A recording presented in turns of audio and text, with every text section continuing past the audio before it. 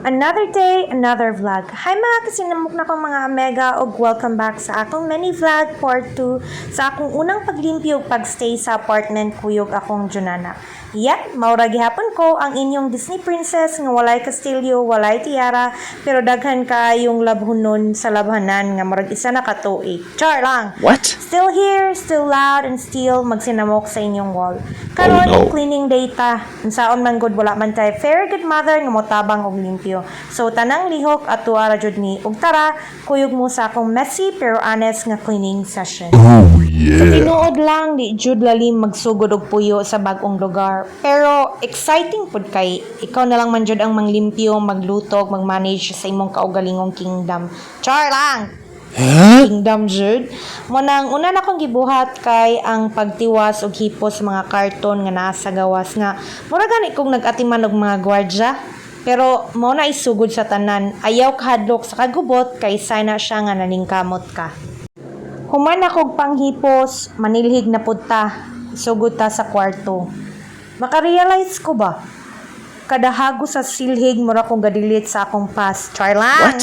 Para bitaw, ang abog nga niuban ako gikan sa karaang balay, mura gyud og mga problema nga kinahanglan limpyuhon para maka-move on. Oh, Every yeah. sweep is like healing, gamay lang pero makagaan sa gibati. Og naapod niya mong chow-chow diri, gasunod-sunod jud na ako murag gwardya nga walay day off. Pero cute kaayo. Mura siya reminder bitaw nga even if you do things alone, naa gihapon ni uban nimo, mao nay gitawag og silent supporter. Oh, So yeah. after sa pagpanilig nako, paghipos sa mga karton, magmap na dayon ko. So kay humanaman ang kwarto, magsugod na pod ko diri sa sala, sa kusina, dayon sa gawas na pod. Kanang every time bitaw no kanang magmap ko, makauna-una jud ko nga mura ko ga-polish sa akong kaugalingon, bugat pero fulfilling kaayo. So dili lang kay salog ni siya no, muraga base ni siya sa unsa ang next chapter sa akong life. Charat! Charat! Bitaw na pag humana kog pagpanilhig ug pagmap sa tanan, masid kapoy kaayo lami jud kayang feeling kay ako ra gyud ang naghago sa tanan.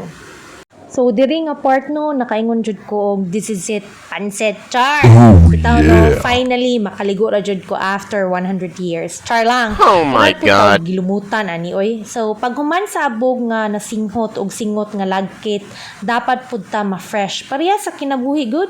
Human ka manglimpyo sa imong problema, dapat maligo sad pud ka og peace of mind. Mao jud nay dapat buhaton.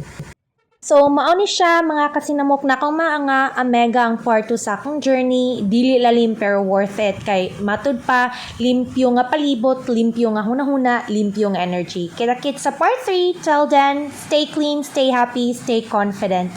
Bye!